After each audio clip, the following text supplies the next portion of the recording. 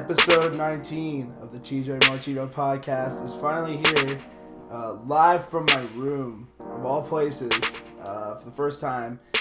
Apologize again for the quality not being great.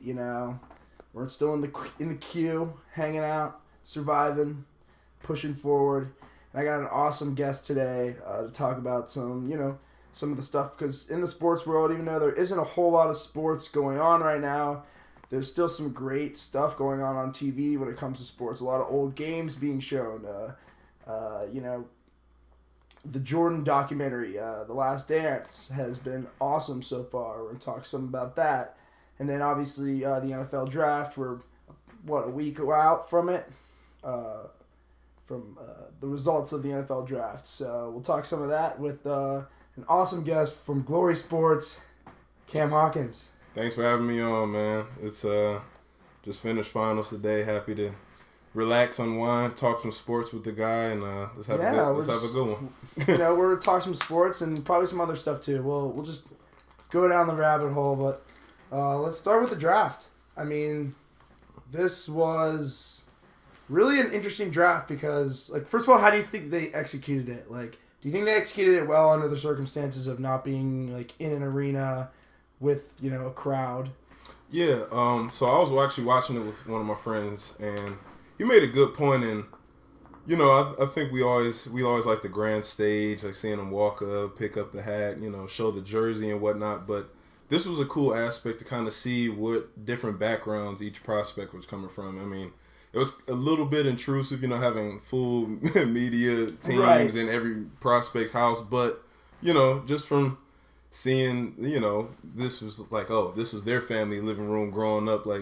This is where you're going. Yeah. And it was cool because they seemed a lot more comfortable, because they're in their own home. So it was more of a natural reaction than being at the draft. Because when you're at the draft, it doesn't really, I feel like it hits you because you're at the draft, but at the same time you're not in your home. You're out in public and in the front ice. You can't really get too giddy about it, so I felt like it was kind of cool to see people just kind of go crazy. It was kind of reminding me of when college basketball teams, when they see that they made the tournament, and they're in the room watching the game that the team that's supposed to lose, they're cheering against them so that they can make the tournament, and then they see that they did, and they're all cheering. It's that kind of thing. Exactly. Surprise. It was an organic reaction. You're in your spot of comfort. We're seeing that's how your family interacted, who's your main circle and stuff. So it was good to see that. Honestly, I was so happy. This quarantine was terribly timed in terms of us not being able to see spring college football. But honestly, NFL offseason is probably one of my peak seasons in sports that I look forward to. Yeah, I just love seeing. I like the NBA offseason a lot because there's just so much drama when it comes to moving players, and the draft is a lot more acute because there's only 2 rounds. But like I said, NFL offseason is pretty interesting. Especially this one has been really interesting. There's been some big moves. Yeah, and that's how I love the process of NFL offseason, because I feel like free agency, your free agency moves set up your drafts, make or break. Yeah. For instance, how the Browns tackled off season this year. They went and got, Jake Conklin. They go and get Austin Hooper.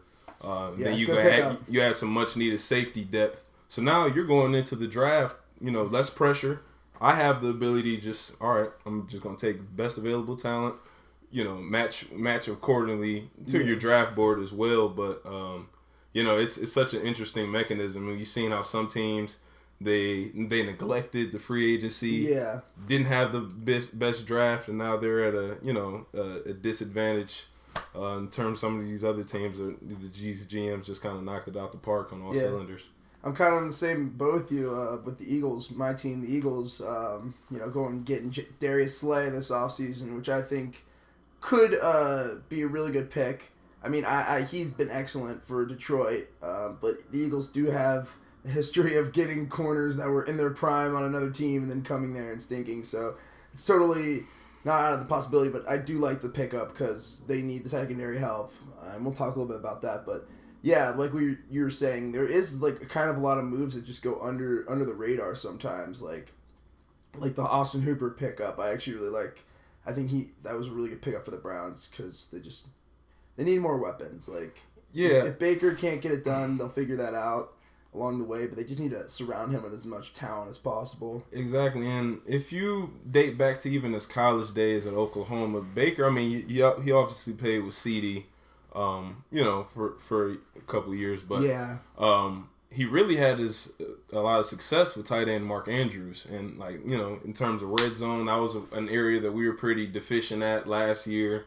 So I like Hooper. I think I saw some stat that said he's caught around 94% of open pass attempts. I mean that's beautiful because he was good. I liked him. And we have Joke on roster. He missed a lot of time last year due to injury, but even before the injury, he's kind of an inconsistent guy. Like, hands have always kind of been a big on him. He's a big body. He's a big body, and he's a good blocker too, I think. But from what I've seen, but he's not as reliable as we'd like him to be. Yeah, he's not as much of a threat in the passing game as I think they wanted him to be. Yeah. So going into this draft, though, I mean, after we seen the day 1, day 2, day 3 recap, what team have you seen to kind of just differentiate themselves with a great draft class? Like, who are your winners in this year? The winners for me, I like LA Chargers draft. I thought they got some good players. I like Justin Herbert. I think he could be interesting. Honestly, as sad as it is, I would have to say the Dallas Cowboys kind of won out on some of these picks. CeeDee Lamb, I mean, that just broke my heart seeing it because I saw him slipping down the draft, and I'm like, could he slip to 21? Could he slip to 21? But no, goes to the Cowboys. And I thought they had a good first round. I also like the Vikings too. I think they had a good draft. They picked somebody later. Who did they pick? Justin Jefferson. Yeah, they got Justin Jefferson. I think they picked up. Let me look up. They picked up a very solid cornerback. Yeah, that's who I was thinking of. I knew they picked a really good DB. Second round, and that's been the beauty of these past 2 years. I feel like a lot of DBs that have been given first round grades and first round talents to me have been available on day 2 and have made just as much, if not more, of an impact on some of these teams. Like last year, I mean, this is 2 consecutive years for the Cleveland Browns. They're getting the LSU DB that probably should have went first round, and that falls in their lap. Greedy Williams, now we got safety, Grant Delpit, Jim Thorpe winner, huge. Then you got studs like Antoine Winfield landing at the Buccaneers. Like, I mean, I'd say he was like a top 3 DB in the Big Ten behind Okudah and Arnett. So, I mean, the depth in this class is really refreshing. I mean, you see teams getting... This was a really good draft class. That's what I was saying during the draft. I was like, this is a really good draft class. You got guys going on, deep in the 3rd round. They're probably going to be day 1 starters. A couple of my winners I liked. Yeah. Like the Buccaneers' vision for their draft. They were in an advantageous position, them being at the middle of the pack. I think they were the 14th pick in the first round, I believe, or 15th. For what they were going first round, I composed a mock draft, and I knew, I mean, you're returning a defensive unit that was the number 1 rushing defense, so you definitely have to address some needs on the back end, but at that position, I mean, with Okudah going off the board, really wasn't too sold with any DBs going that high necessarily for them, so I knew an offensive lineman makes sense, especially with the top 4 prospects, and and with Cleveland going Wills, and even earlier, like Andrew Thomas was a surprise to some people, to the Giants. It kind of skewed the order because I had Wirfs going first in order, then Jedrick Wills, then maybe Browns and Buccaneers were going to be in the mix for Mekhi Becton or Andrew Thomas, but the draft order flip-flopped, and they got one of arguably the best athletes at that position in Tristan Wirfs. And offensive line is just something that needs to be addressed, especially when you're bringing in a veteran quarterback like Brady. Mobility is definitely, not a strong suit, and you want to keep him protected and preserved as long as you can. And then second round, damn near might end up being the best DB out this class, which he can be. The ceiling is that high for him. Antoine Winfield Jr. Yeah. The Brown, and this was another area in the draft, second round. They were not. I think they were like 1 or 2 picks getting the first. Well, Xavier McKinney went earlier, but so they just have the luxury of, all right, I kind of have my choose. I can see where he goes, and I benefit, and they benefited greatly in the first 2 rounds, and I feel like everybody down in Tampa is pretty inspired of what they have brewing. You got Bruce Arians coming into his second year with the program. He's coming from winning programs, coach of the Cardinals. He was OC on the Steelers, a couple Super Bowl runs. Then you bring in a Gronkowski. So now you got vets in the locker room that's been at that pantheon of greatness. Yeah. And I feel like this young, talented core, you got Godwin, you got guys like Mike Evans. They're going to be inspired and juiced up now that they have that type of support in the locker room. So very A+ offseason right now for the Buccaneers. The thing about the Buccaneers, too, is like this offseason was paramount that they nailed this right. I mean, the draft specifically, because they went and got Tom Brady, and then they bringing in Gronkowski and, really trying to build a championship roster. And this draft was huge that they got this right. And the fact that they nailed it as well as they did, getting, like you said, Wirfs that early, like, I thought he was probably the best offensive lineman in this draft, honestly. And to get him at 13, mm-hmm. that was pretty huge. And the moves they made have applied pressure for their division. Like the NFC South, as good as it's been the past, and it's kind of been an asterisk the past few years. Like I really thought about this, especially like after the all-decade teams came out. I'm a big Aaron Rodgers guy naturally, and I mean I was happy he made it. A lot of people were outraged, like, oh, Drew didn't that. But over the past 3 years with the rosters they've had, I'd say that they've tremendously underperformed in terms of the roster they have. They have a top 3 receiver. They have a top 10 running back, arguably. Both sides of the lines are sound. Every year towards the second half of the season, the Saints are playing very good defense and always catapults into like the top 12 rankings. So they trials and tribulation. It's their second time losing to the Vikings in short memory. So the Panthers, the Cam Newton era's over with. Atlanta's kind of scrambling to try to, get back to relevance. So for them to make the moves they did, and even coming off the last year, I mean, they were 7-9 last year with Winston throwing 30 interceptions. Yeah. And a lot of those interceptions were, in my own territory turnovers or late game turnovers. Or pick sixes. Yeah, or pick six, so I'm really enthused in terms of how they drafted and executed their offseason and how it can look this year in the new face of the NFC South. Yeah.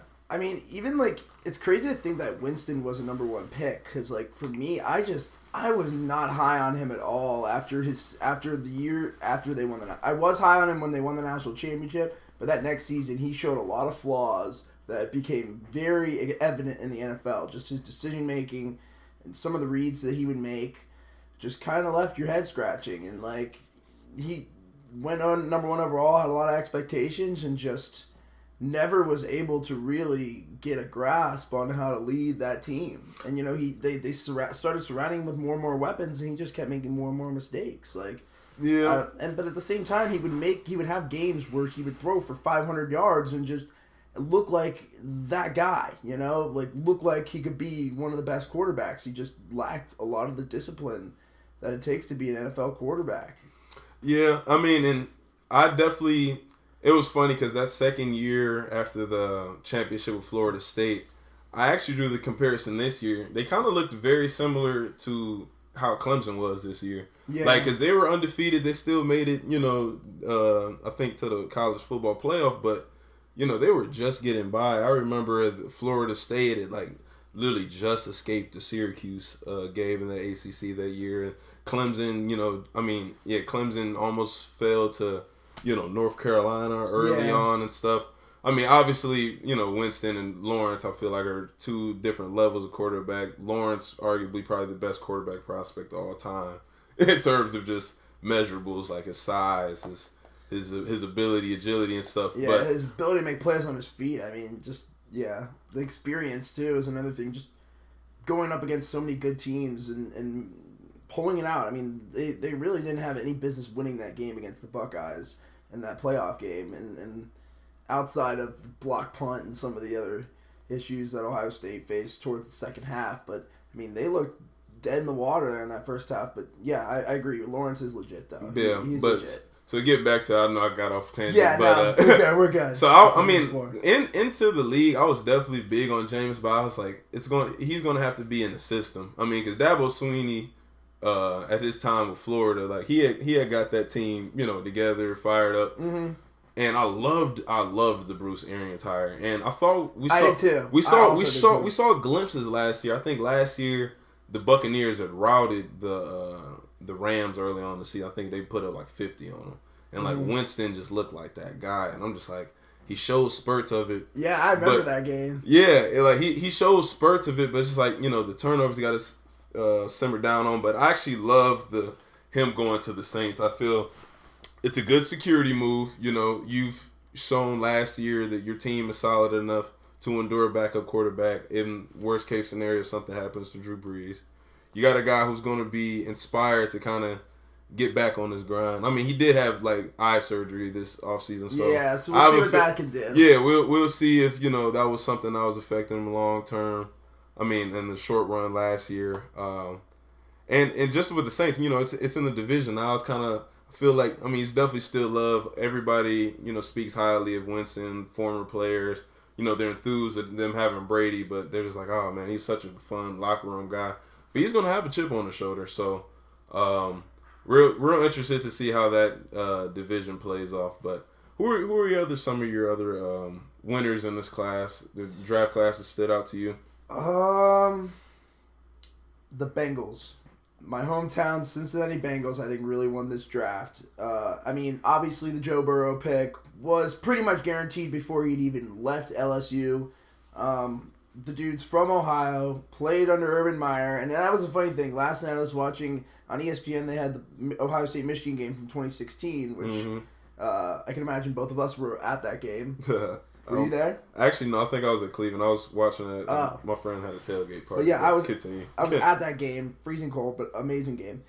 2 versus 3, and it was funny seeing Joe Burrow on the sidelines of that game, and like looking at him and saying like, yeah, like everybody just kind of, no one even noticed him, and then who knows, 3 years later he's the Heisman Trophy winner and the number 1 pick in the draft, and like just to see the evolution of the guy. He's been around the game for a while. He's had experience playing at top college programs, and now he's got a chance to take this team to the next level and really actually win some football games for the Bengals, who had arguably their worst team in probably 10, 15 years. That's another thing. People are always throwing dirt on the Bengals name.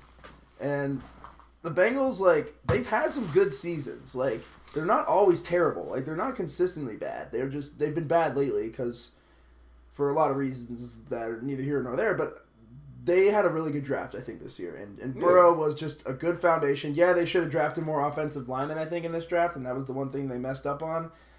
They picked an offensive lineman, I think, in the 6th or 7th round. I think it was a little too late. Yeah, guard from Kansas. I'm looking at the list now. But like I said, Burrow was the obvious number 1, and then the steal for me was T. Higgins in the second round. Absolutely, yeah. He is excellent. I was like, this guy is so good. I wanted the Eagles to maybe pick him. My mock draft, I definitely had him projected to go late first round. Yeah. So, you definitely addressed, because that's the thing that with the Burrow thing, it just made the most sense in the offseason. Obviously, everybody knew he was going to the Bengals. He has, I wouldn't say a strong foundation of, team around him. Like, I definitely, you address some needs in the draft on the defensive side of the ball, which is good, but he doesn't have the worst day one weapons. You're giving him a Joe Mixon. I don't know the longevity of AJ Green, but it's good that you got him for another year. Yeah. Tyler Boyd has showed spurts. You got John Ross. Auden Tate had a solid second half of the year for fantasy. So I like Auden Tate. There's some promise there. I was surprised that you guys didn't scoop up another tight end with Eifert gone, But, second and third round, you guys definitely killed. T. Higgins, Steele. C.J. Uzama is kind of like, he was he was a better blocker than a runner, and same with Croft, but I don't even think Tyler Croft's on the team. I think he played for Buffalo now, but he was on the team. They had some other guys coming in and out of tight end. I think you're right. They should have definitely went tight end at some point, but they did pick up Akeem Davis-Gaither from Appalachian State. He was a linebacker, and they also got Logan Wilson too from Wyoming. Two really good linebackers because their pass rush was kind of not great, but picked up towards the second half of the year, and I think just getting some guys in there, some younger talent in there to maybe mold into something could be useful.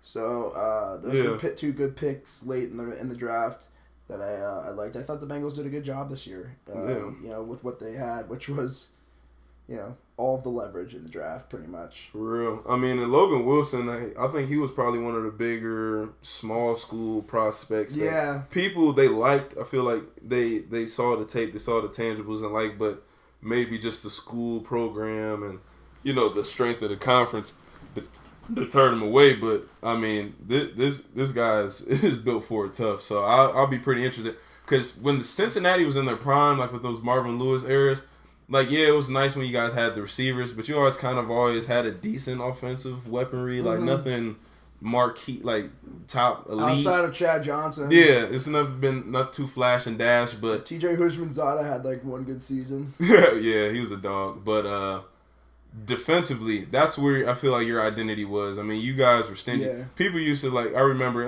as AFC North rivals, you always used to joke and call your team Cincinnati Convicts. You guys would get just straight you had Pac-Man. That's why the Joe Mixon pick makes so much sense at the time. I know, it just kind of correlated with the theme. And it was a steal, too. Honestly, we've seen, and, Last Dance that we're going to talk later, people embracing that kind of bad boy role. Sometimes it works, Sometimes not everybody has... the mentality of the team. It gives you kind of a mentality of, you have nothing to lose. The people are against you, so you might as well just play the bad guy and be tough. And win. And that's like with the Pistons, we'll talk about, we're so tough for that reason. Be the villain. So it's good for them because I like seeing teams go identity moves. It's obvious. Okay, you got T, you got Burrow, and after that, I was like, all right, we're going defense.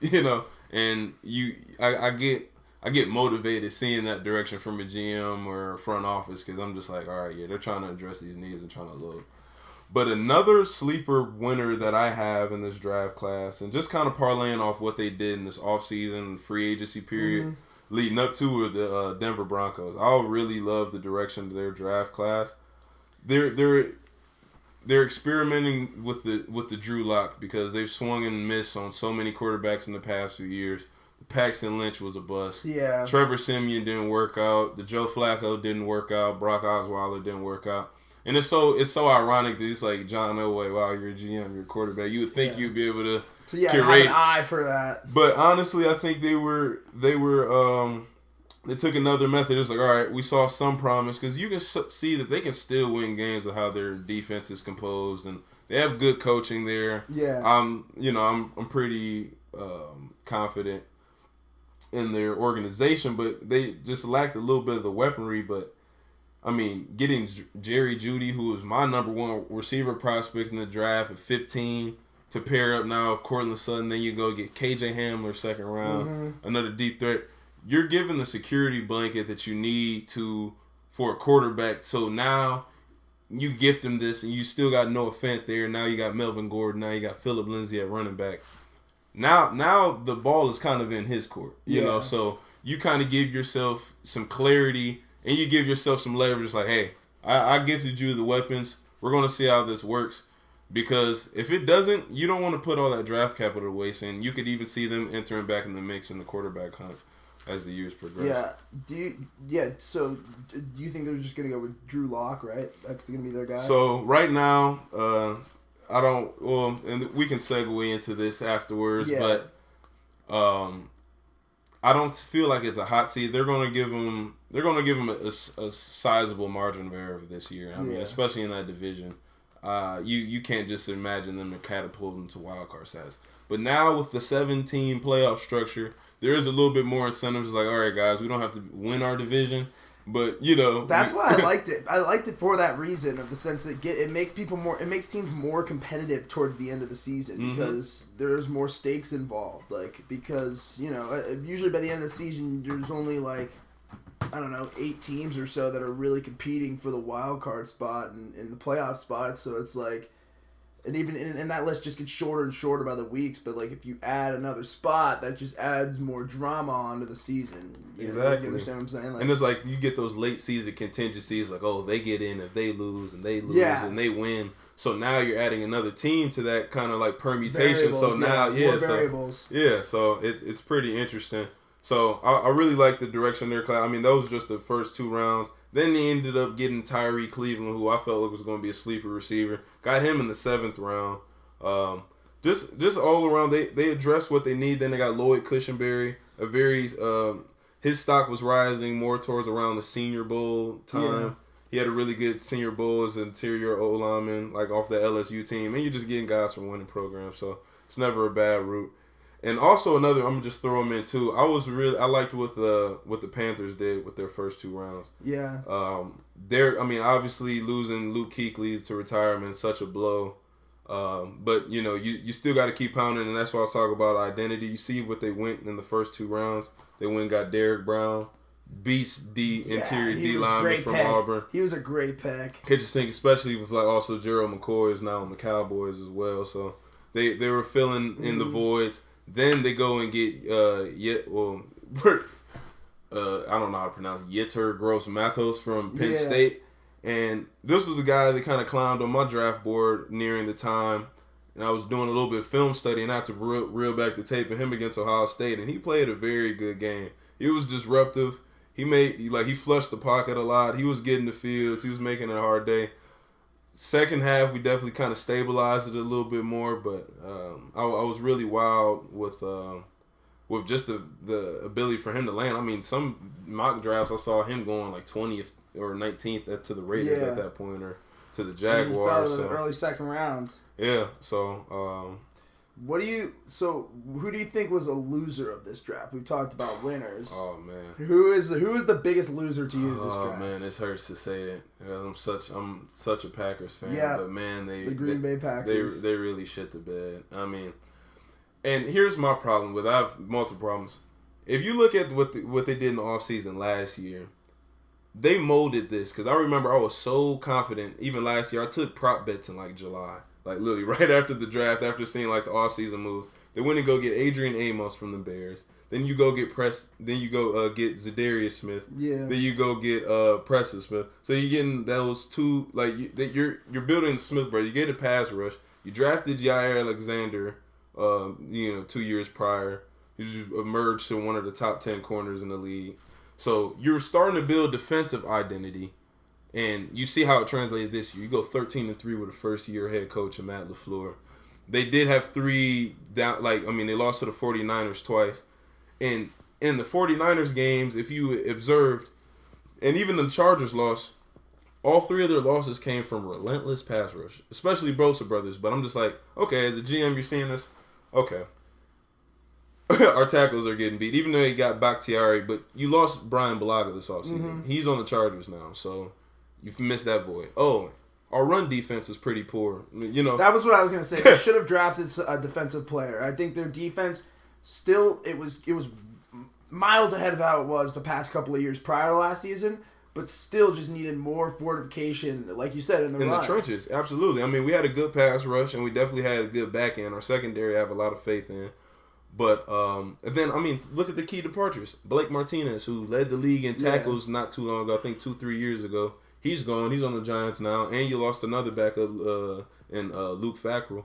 So I'm just like, all right, your obvious needs are rebolster the defense and improve the weaponry. And what they did this year was really impeccable, because Devontae Adams was gone for a significant chunk of the season. Mm-hmm. You're literally pulling up undrafted free agent guys. Yeah, you're like Alan Lazard, Jake Kumarov, and Aaron Rodgers is still winning games. Uh-huh. So I'm just like, you as a franchise, you have to reward that. And he's already signed. He signed a 4-year, $134 million extension.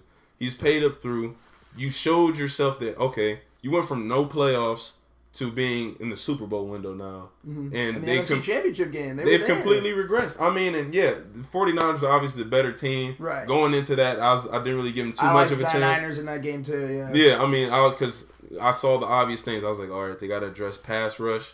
Like, I don't know what the schematic thing, but, you know, they couldn't really get anything going. They couldn't stop the run. Those were like the two core tenets that I saw that they needed to address. And that's they like didn't the two core things you need to beat the Niners, honestly. Honestly, I mean, and it's just so frustrating. The Jordan Love pick, okay, at first, like, the aftershock, I'm like, wow, like, we got him, like, that early. It didn't really offend me as much. Like, going into day two, I'm just like, okay, there's a plethora of talent here. We still have picks. I was like, we can correct this. And if you're getting a new young head coach, you know it's going to be around here for a while. You do kind of have to set him up for the quarterback of the future. So we don't know if LaFleur was big on this Jordan Love guy, and he sees mentorship ability from, you know, Aaron Rodgers to get the best out of this prospect when it's his time. I mean, because they did the same thing with the Brett Favre and Aaron thing, so I understood that. But I just think it's just a little too early. A couple of years too early, I think, to make this kind of... I think if this move was made 2 or 3 years down the road, it wouldn't be as criticized as it is.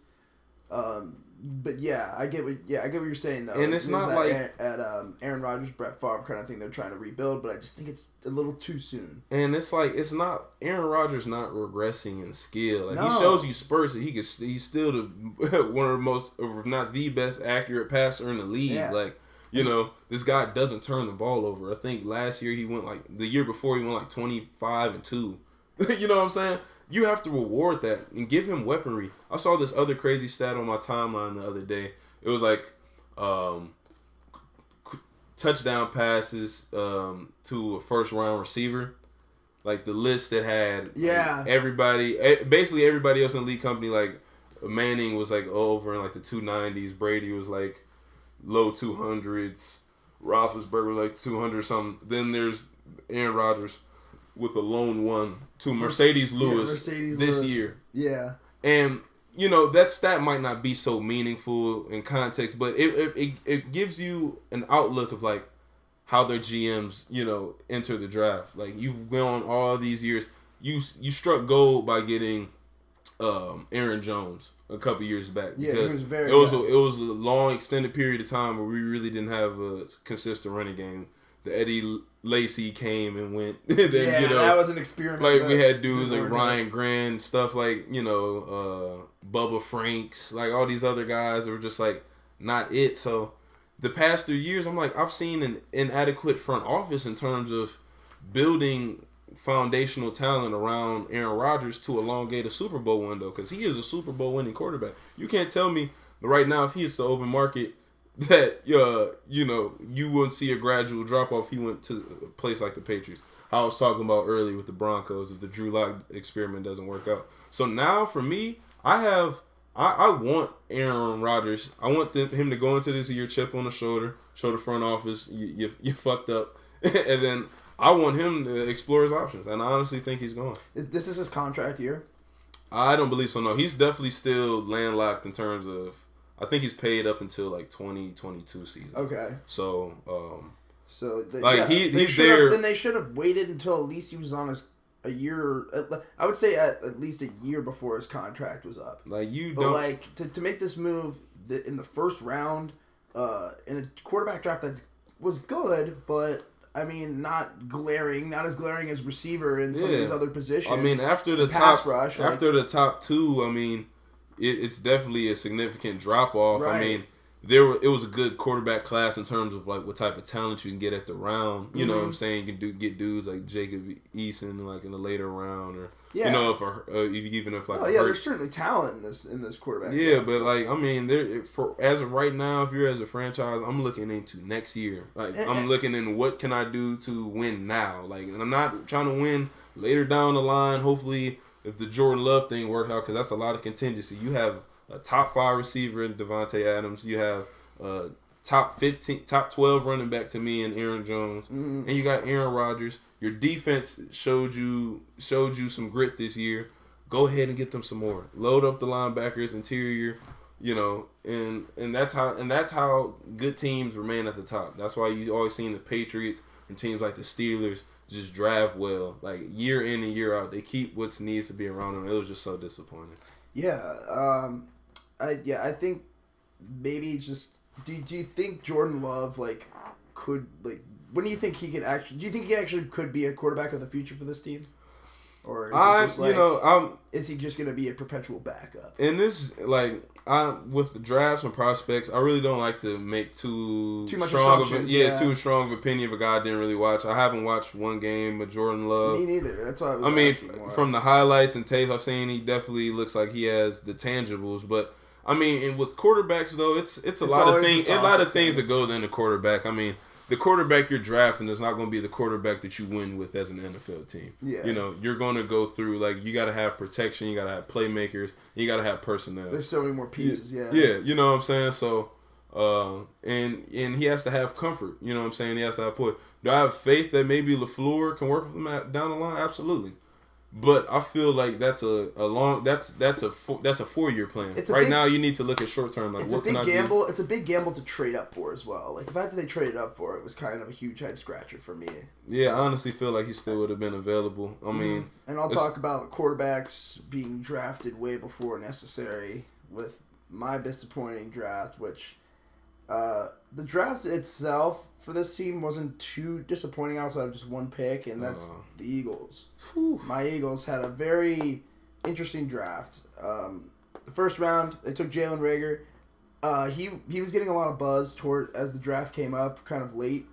A couple weeks out from the draft, I started seeing him really kind of be projected for that late to mid first round. Mm-hmm. Honestly, I've watched some of his stuff. And, he's got, I think on field, he's faster than the 40 time, because the 40 time was like a 4.47, which isn't fantastic for a receiver in 2020, but, on field, he looked a lot faster, a lot quicker. And, he made a lot of plays for TCU this year. But for me, the biggest thing was the number of drops that it showed on the draft board. That's kind of why he slid. On draft boards was because he dropped a lot of passes. But if you actually look, there's a great Eagles Twitter account. Let me see if I can find it. And they basically break down all of the Jalen Reagor plays where the quarterback. It's called FQ Eagles on Twitter. Okay. Look them up if you're an Eagles fan. If not, whatever. But they show a lot of there's probably 10 plays that this guy went through all the tape of Jalen Reagor and found of the quarterback either making a bad read, overthrowing him, underthrowing him, or throwing an interception. And there was probably 10 to 15 plays that they had posted on this thread. And I watched pretty much all of them, and it was just a lot of it Jalen Reagor showing frustration just because of miscommunication. I think the quarterback play and the lack of running the ball for TCU kind of made him get overshadowed and made those drop numbers look a lot more uglier than they may have been if he had more of a Carson Wentz with him, maybe. Yeah. So, and this was definitely a speed. This was a good mixture of you got your guys your big possession receivers, bigger frames. But then you got a lot of deep threat coverage busters, and I know people were scratching their head, Jalen Reagor instead of a Justin Jefferson or something like that. Jefferson didn't fit the mold. Exactly. Well. You already kind of got you already got Alshon Jeffrey there. You really do have a wide receiver one in Zach Ertz. It's not that big of a need. So I feel like he complimented your receiving core as being that coverage buster, the dude that can take the top off. We needed a deep threat. Exactly. And that was supposed to be Deshaun Jackson last year, but obviously, and he's still on the team, so we'll see what he can do maybe this year. Yeah. But just having deep threat. That was the biggest thing that the offense missed, and it busted a lot of drives. The drop balls and the deep threats. So to go out and at least get a receiver, if the guy's quick and can catch the ball, he's already better than most of the receivers that were on the team last year. So honestly, I didn't hate the pick as much as a lot of people did. The pick I didn't like the most was the second rounder, Jalen Hurts.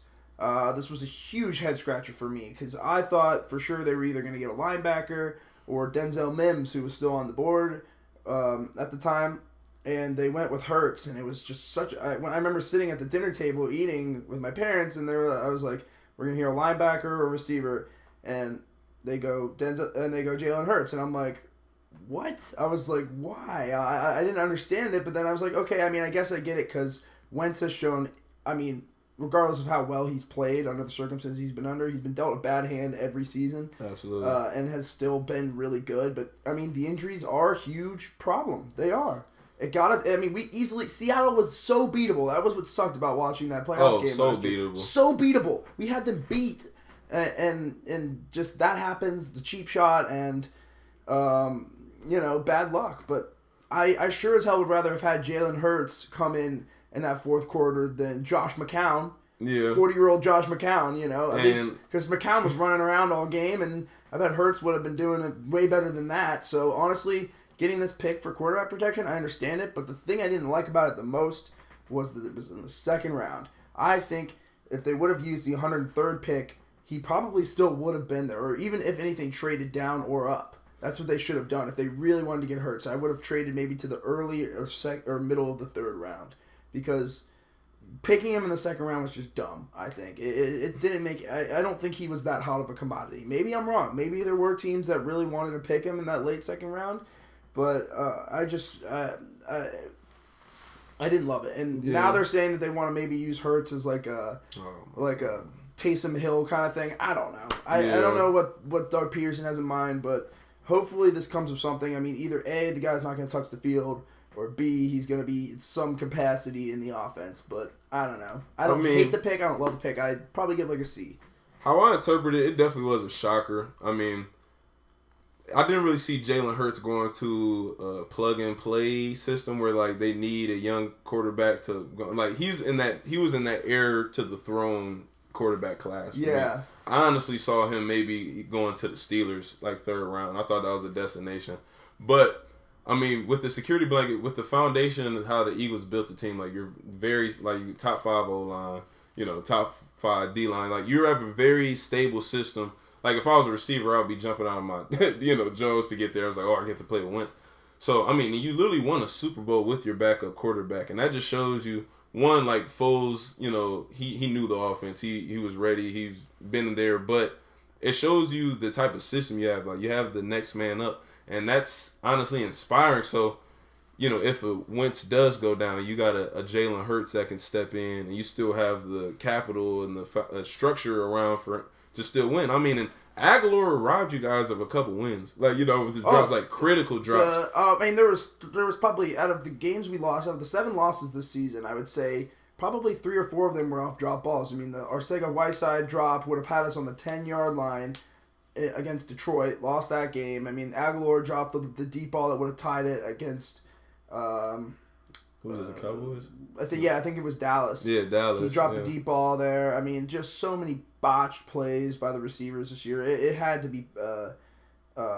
we had to pick more receivers, and we did. We got John Hightower, who I actually like from Boise State. I've watched some of his stuff. If he could put on like 10, 15 pounds, he could be a really good receiver. Quez Watkins, fast guy from Southern Miss. And then they just picked a bunch of linebackers and stuff. I thought the rest of the draft went really well for the Eagles. They picked a lot of good athletes on defense, got some more weapons, got an offensive lineman. But the Hurts pick, who knows? My thing with Hurts, though, last thing on it, is just I wasn't really high on him at all. Mm-hmm. Like, even when he was at Alabama, I was like, this guy, like, just can't really throw the ball that well. Like, so, I don't know. But, look, at the same time, he has experience playing in big games, big games at Oklahoma, and he's had games where he's just went off. So, I mean, it's kind of unpredictable, but he's had big games. He's been in big game situations. He knows what it's like to lose. He knows what it's like to obviously the Tua situation. He knows what that's like. He's got some mileage under him. So, honestly, I think it could be a good backup quarterback for a guy that has shown that he can't play a whole season for a lot, and it's just the way it is. Like, I hate to say it because I love Carson Wentz. I thought it was a fantastic pick when they picked him. I knew he was going to be better than Jared Goff. I was so much higher on Carson Wentz. Mm-hmm. But besides the point, the Hurts pick, I didn't hate it, didn't love it. Yeah, fair assumption. I mean, but honestly, I like outside of Tua and Burrow, who were just glaringly like safe picks. Mm-hmm. I honestly felt like I didn't even think Tua was that safe of a pick. Honestly, yeah. I mean, yeah. If injury aside, he was a safe pick. I mean, the hip. I don't know the logistics of that or what the physical looked like. But yeah, Hurts was comfortably my QB3 in this class. I knew Love would probably go earlier because it's always like that one small school. It's like, oh, this guy's a good frame. He's mobile. You know, yeah, they want like a Carson and my Mel Wentz Kiper, he can move the pocket. He can remove the launch point. But it's like, at the end of the day, Jalen has done it at 2 different systems, 2 different conferences, playing 2 different styles of football, right? And has exceeded expectations. So that's a really good point. I don't hate Hurts. I didn't hate the pick, honestly, but I just was kind of confused, especially for a second rounder. But that's the NFL draft, though. Overall, really entertaining draft for the circumstances. I mean, they had like a lot of people singing, which was strange. Another thing that ESPN got a lot of flack for was like telling really dark backstories about like every single draft pick. Like, oh yeah, played football in high school and his whole family died in fire. Like all like on the screen. I'm like, is this really necessary? Like, do we really need to see this? Like, but outside of that, it was a good draft. And Roger Goodell is super awkward. I'm not a Goodell guy. I had to make sure I booed him through through the broadcast. But yeah, getting back to the ESPN thing, like I know like maybe sometimes what their intention is, they want to illustrate like the struggle story, like the person has battled like oppressive nature and like their life.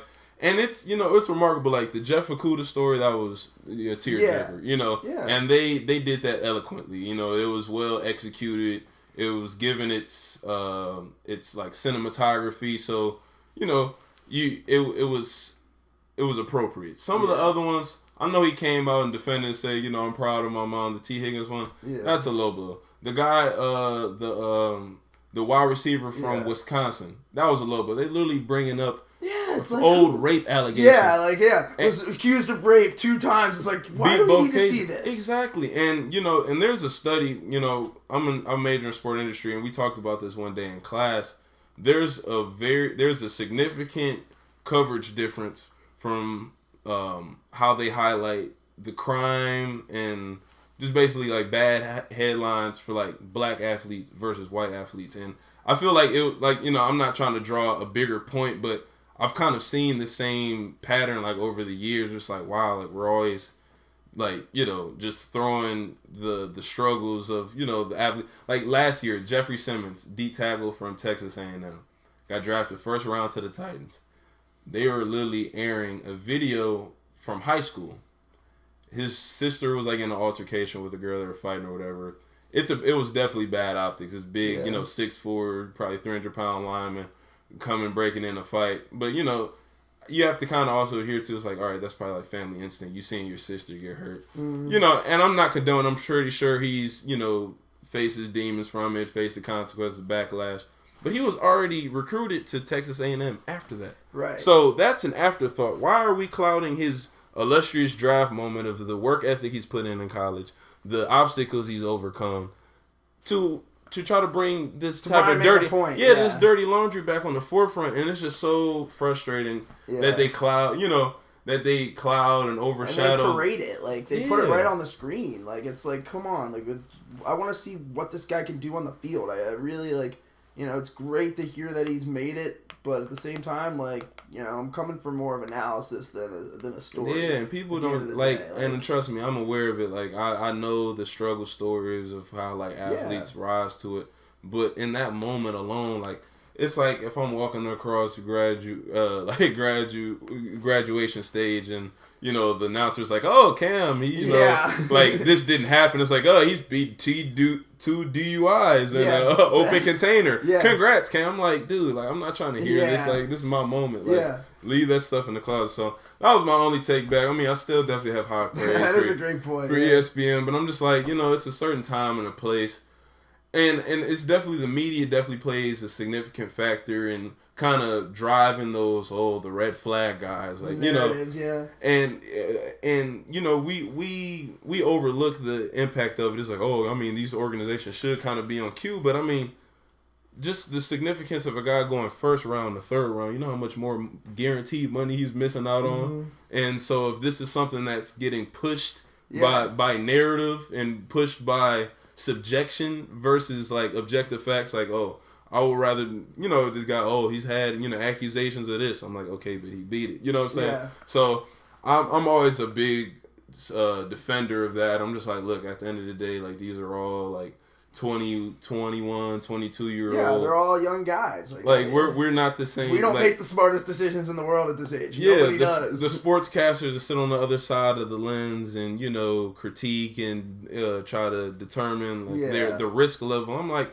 you're not the same individual. It's like, can the guy play football or not? Like, it's really like what it comes down to. Like, obviously the off the field stuff is important, but like, it really should be paramount. The skill on field, because like that's their job. And like, especially if go ahead. And I'm just gonna say, like, and if that's their job, and like if they can't, it should be really, that's really what you should judge somebody on when you're looking at the NFL draft. Yeah, I mean, and like we see character issues in the NFL still, and how is that handled? Antonio Brown and some of these other guys. The Patriots are like a damn near a rehab center for any problem. Oh, you had a drug problem, come over here. Yeah. It was like, oh, your team's not working out, come on here. Like, so you have to give these prospects a chance to at least form the relationships. Like, you guys are probably going to try to drive this narrative, but guess what? When he met with the Jaguars and he sat down with their management, he was upfront and transparent about everything. Yeah, so I made mistakes, human being. But my favorite draft story is the Laramie Tunsil. Oh man, the gas mask. I love that. Do you think now with the NFL having less strict marijuana laws, you think he would have fallen as far as he did? He only fell off like 15 or something, which was a steal for Miami. And we're gonna look, and we're at such a unique time to like examine what's going to come next, like how it is after the legislation's passed and like how it was right before. I mean, Josh Gordon has become literally a league horror story because of weed. Not giving him a pass. Like, at this point, at the end of the day, like I can put the blunt down so I can make millions and try to win Super Bowls. Man. You have the rest of your life to smoke weed. Like, you're an NFL player. You're going to play for at most 10 years, at most 10 to 15 years as a receiver. And it's like, then you can, after you retire, you can smoke weed for the rest of your life. And you'll have millions of dollars to pay for it.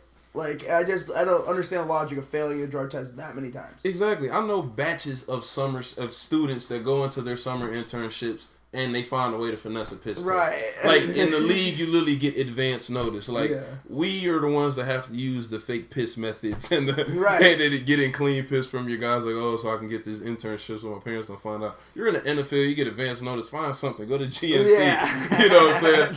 But, and it's just like, you look at the financial impact. And, I mean, even like the Antonio Callaway and stuff like that, how he was damn near a first-round talent coming out of Florida, but he fell to the third round to the Browns.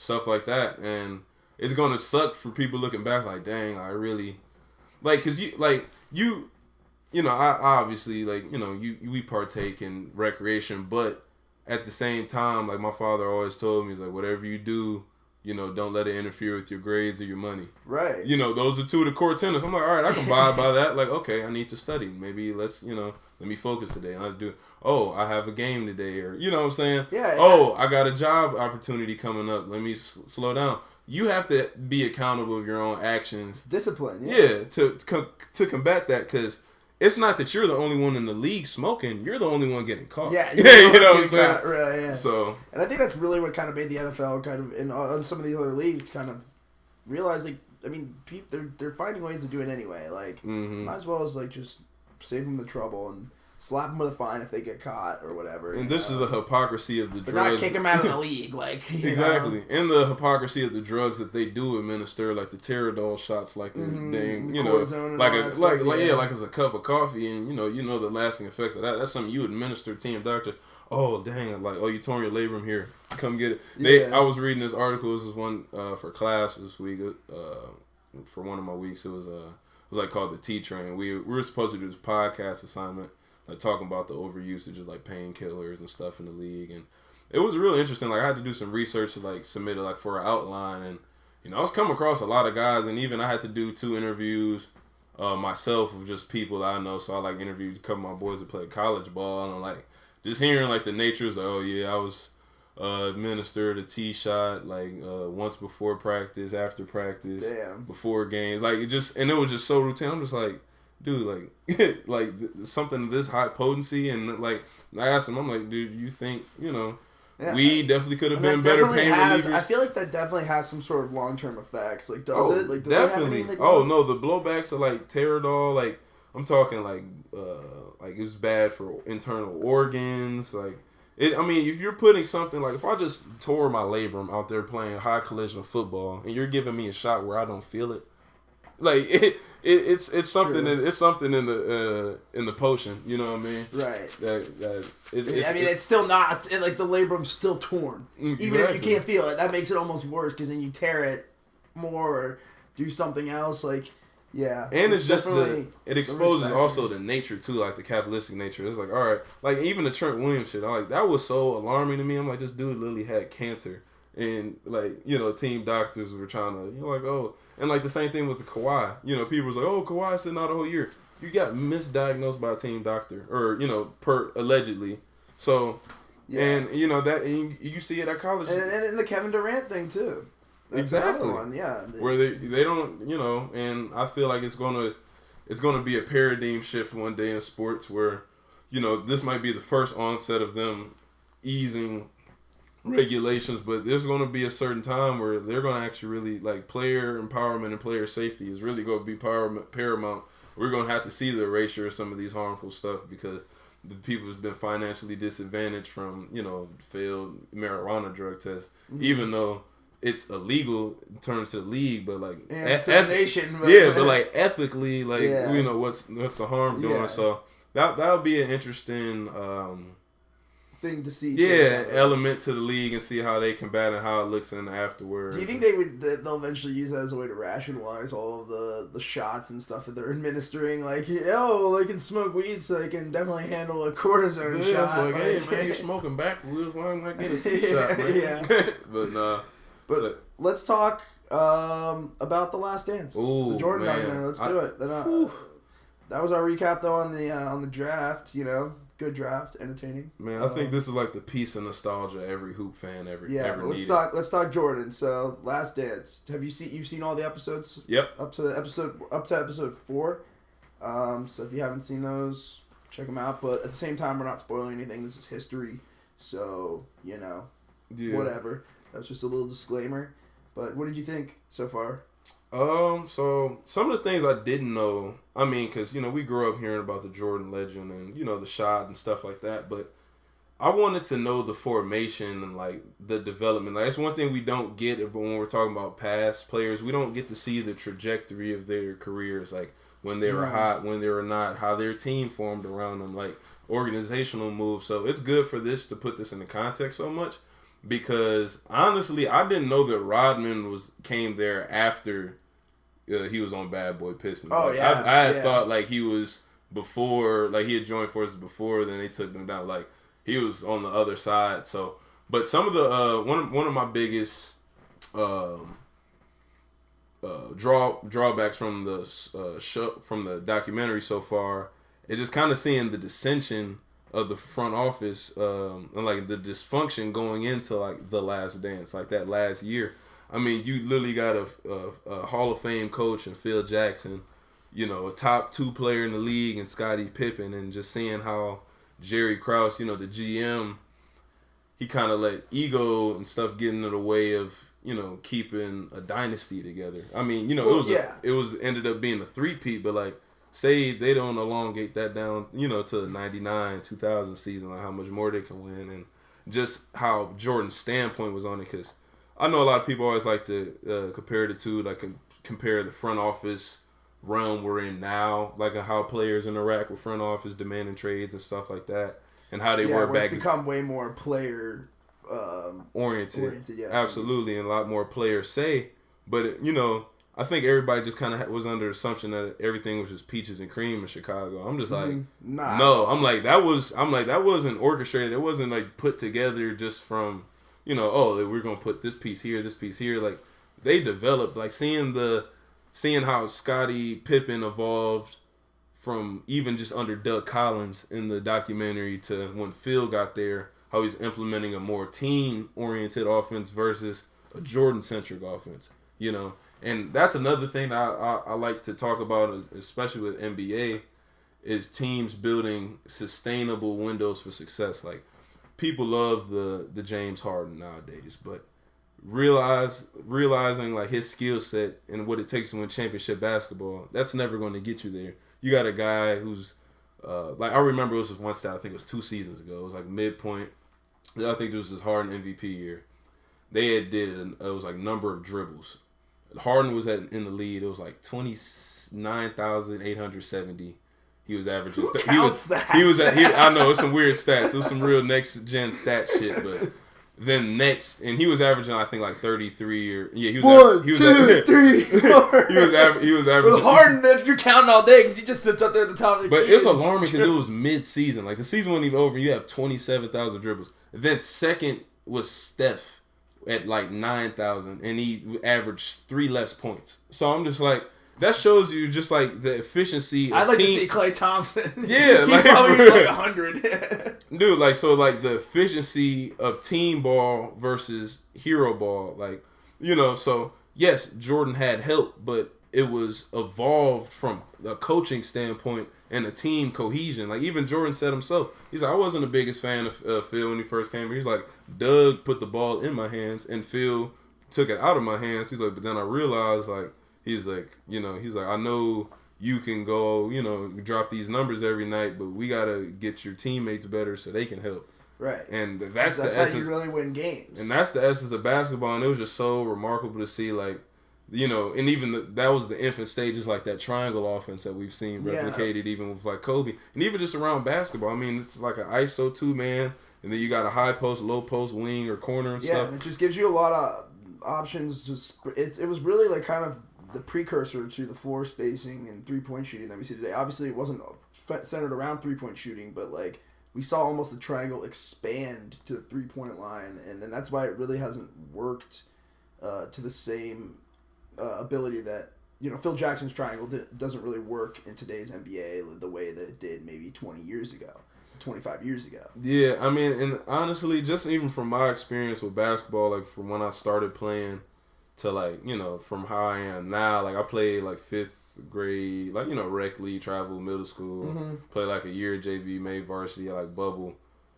And like just kind of seeing how like the fundamentals change. Like I remember literally growing up in infant stages, like they're emphasizing paint production, post moves. Like big men gotta have post moves. You know what I'm saying? That's one of your core tenets. You don't have a baseline jumper, a post move, and you can't rebound and defend. Like what are you doing? And the same thing like on offense. Like we're not settling for bad shots. And now in the NBA and stuff, like, and even at like the professional level, we see a lot of bad fundamental basketball. And I don't know whether it's a result of the paradigm shifting, like, the 3-pointers more emphasized, but then we see the erasure of like a skill set of the centers. Like I was talking to my friends last night, we could really only name like 5-6 centers that actually play the center position how it should be played. The rest are just kind of like 7-foot rebounders or pick and roll guys. But that's the thing though, or floor spacers. But that's the thing. Like it's like it's not as much like the definition of positions is going away. It's becoming positionless basketball. Like you're basically just gonna have 5 guys. Eventually, I'd say in the next 5 or 6 years, we'll see teams with basically just bunch of 5 guys that can all handle the ball and shoot. Like that's kind of becoming the model now. It's just because the 3-pointers become so valuable. Every year, the number of threes per game goes up for every team in the NBA, and like it's crazy to think like how good And my biggest thing, I guess, with the Jordan thing. First, I'm gonna finish this point. Is that it's be interesting to see what Jordan would have been able to do with the 3-pointer being, like how many more points he would have scored, because you see him going for 15, 16 in some of these games. And these are off mid-rangers and layups and free throws, you know. And it'd be crazy to see if he was taking, 9 to 10 threes a game like, a lot of guys are today. But like Jordan prior to, and my biggest point going into this documentary was the public's perception on Michael Jordan. Mm-hmm. Because to this point, as we move forward and further away from that time period, the respect, I think, for Jordan and what he did for the game is being lost. And especially with LeBron James doing everything that he's doing, the huge MJ versus LeBron debate. Oh, man. We see a lot of people our age are siding with LeBron. And I think I wanted to see if this documentary would change a lot of people's minds and maybe give them an inside look at the entire story, the entire Michael Jordan story, and the dynamic of this team and what made them so good. And my biggest thing was like, but that I took away from it was like in the late, when Jordan first entered the league, he was kind of like a Russell Westbrook without all the assists and the rebounds and all that, but like in the mentality of just having the ball. That's what Doug Collins, like when he had Doug Collins, it was kind of like that. Like you said, Jordan had to have the ball in his hand a lot. Like, but I think playing with Phil Jackson made him more of a team player and made him more, because and obviously the team got better. Krause, I think, doesn't get enough credit for bringing all the talent in that he did. Oh, he definitely did. Like bringing in Cartwright. Obviously there were issues. Yeah, there were issues, and even Ron Harper and Steve Kerr and later on, and obviously Rodman. Like that was all a lot of Jerry Krause is doing, and yeah, he obviously had a lot of issues with Jordan and Pippen and Phil Jackson towards the end. So it's like it was trouble in paradise at times, but I mean it's kind of undeniable. But what do you think people will think about Jordan? Like obviously so far, like just watching these 4 episodes, like how do you think the public's perception? Because a lot of people try to downplay Jordan. Is my point. Like, and like I think one of the things that goes overlooked is just like pure competitive nature. I mean, we got a first-hand glimpse of it with Kobe. And Kobe still, rest his soul. Mm-hmm. That was my favorite player growing up, even in Cleveland. I was a big Kobe fan too. Big Kobe fan, because I was just like, I liked how he approached the game. Like, and I'm not comparing or denouncing anybody else by saying that, but like, no one played as hard as him. And it was just so remarkable to see, like, in these instances, like, just the stories of, like, even how Jordan, like, I think it was like that before Game 5, the series was tied like 5-5. It was like from the last episode. I think they were playing. Who were they playing? It was like the Jazz. No, it wasn't the Jazz. It was the Cavs or something. Where he was like, we took care of you. Like, how he addressed the reporters. It was like 2 or 3 columnists. One said they would get swept in 3. One said they'll lose in 4. I think it was the Jazz, wasn't it? I think it was like an Eastern Conference because it had to because it was a 5-game series. Was it Indiana or it could have been Detroit? I don't remember. Yeah, I remember the part that you were talking about. And then he was like, and then the second columnist said you're going to lose in 4, and it was Game 5, and then he's like, then the last columnist had predicted they lose in 5, and then he literally walked into the reporter's booth. He was like, we took care of you. He's like, took care of you. He's like, I'm taking care of you tonight. Yeah, like I just love big bank take little bank, like shot big shot callers. Like yeah, I like if you can talk shit and back it up like vehemently, like you have my respect wholeheartedly. Like because just as an athlete, like even when I like to play, like I like to chirp a little bit because I feel like it raised the bar for me. Like now I'm talking shit, it raised the bar. It adds more stakes to it. Yeah, now you have something to prove because you're opening your mouth. Exactly, and like that's what almost like Jordan would put himself in those positions just to do it. Like. He wouldn't just talk to piss somebody off. He would almost talk to piss himself off. Exactly. And, like, that's something that I think the NBA is really missing is, like you said, that competitive nature. Everybody seems like they're friends now. Like, I mean, that's cool. I get it. It's cool, yeah. I get it. Like, obviously, like, they're all professionals and whatnot. But, like, same time, like, just the drive and the animosity towards other teams, in the 80s and 90s and even probably earlier. Yeah. It's kind of being lost now, and the competitiveness of it, and that's why it was really interesting to see the All-Star game this year because it got really heated. This was like one of the best All-Star games ever, dude. Honestly. It was legit. I hated the new rules at first. I was like, what the hell? Like, I know it's just so unnecessary to change the rules. Like, I don't like them wearing Kobe's number and all that. I'm like, that's great, that's cool. Like, but the whole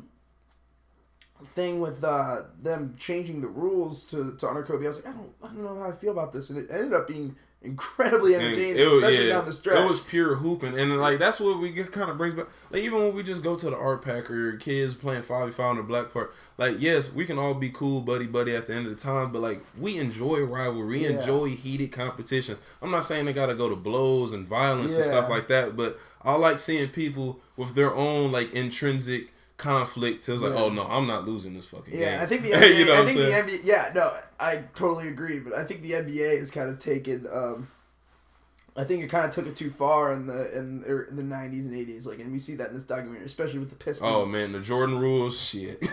Like, I mean, nowadays players probably getting fined for that. I mean, the coach literally verbatimly said he was like every time he leaves his feet, he's like knock him down. And he's like, when he's driving, he's like, take away the elbow, force him inside to the help. And it was like, when he posts up, we're going to trap from up top. Like, and I mean, and that's good schematics, honestly. Like, that same... It's honestly the only way to stop him. For real. It was like that same kind of, like, a lot of similar elements in that Pistons team was the same Pistons teams that beat that Kobe's team. Because I remember it was the Kobe... Mm-hmm. It was the Kobe. I 100% agree. It was the Kobe Shaq interview. I think it was before the All-Star game, like 3 years before. Remember, they had to sit down face to face, and he literally broke down how they beat him. He was like, "Yeah." He was like, as soon as I brought the ball up court, he's like, they were bringing a high trap, double team. He's like, because Shaq was such a post beast. So now he's not posting up low block. He's posting up, high block.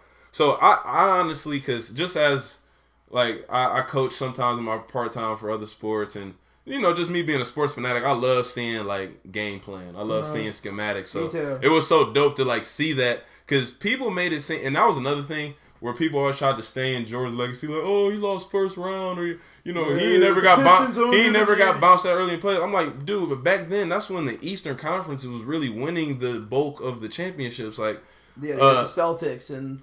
obviously Detroit. The Cavs were nice. I mean, and that Pistons team was hard. Indiana was nice too, especially in the 90s. Like the bad boy Pistons were his villain. They weren't the ones that exposed him. Like, oh, but Jordan's not good. Like that was the team that challenged him. It's like, all right, shit. He's like, all right, I'm gonna go goat on him. You know what I'm saying? Right. So like that's why you see him hugging and gracing that first trophy because it was so earned because they had to go. Yeah. They had to go through the trench of that and I don't even like comparing it, but like I just hate sometimes how people praise LeBron at the denouncement of an elder or like of a Jordan. I'm just like appreciate what they did, like appreciate what they did in context, and like just like compartmentalize it. Like so he had his trials and tribulations early on, and then like winning that first ship in like '91.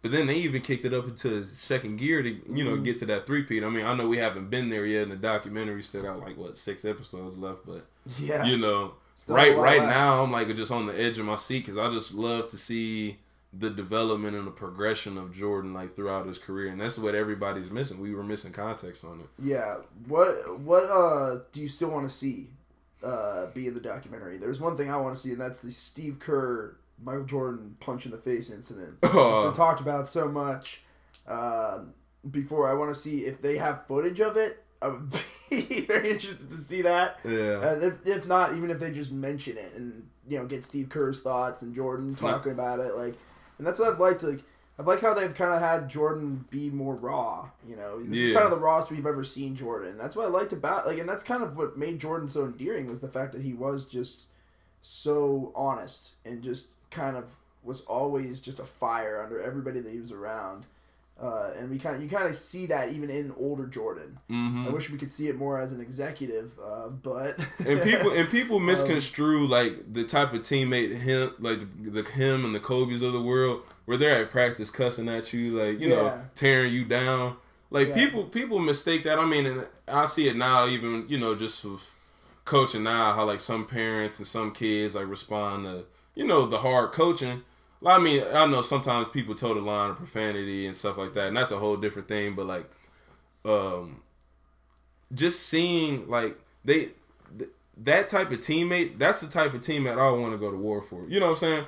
If you're beating, especially when you're seeing him drop 49 points a night, you busting my chops in practice. It's not because you don't care. The people that don't care, they're not going to tell you, man, fuck. They're like, I'm gonna hit my stats tonight. Fuck this shit. And you know what I'm saying? And that's what I love seeing. What Jimmy Butler did with that Wolves team. He's like, man, having that practice, calling everybody out. He's like, you soft as hell. He's like, Cat, he's like, you're the most naturally he's like, you had the most talent on this team. He's like, you should be Jimmy better than me. He's like, Wiggins is he's like freak athlete, naturally gifted dude. He's like, but I'm better than them both because I work harder. And that's what it boils down to. We're seeing true work ethic embodied. But one of the things I can't wait to see in this, and I think it's on par for next week, is definitely the Jordan Kobe.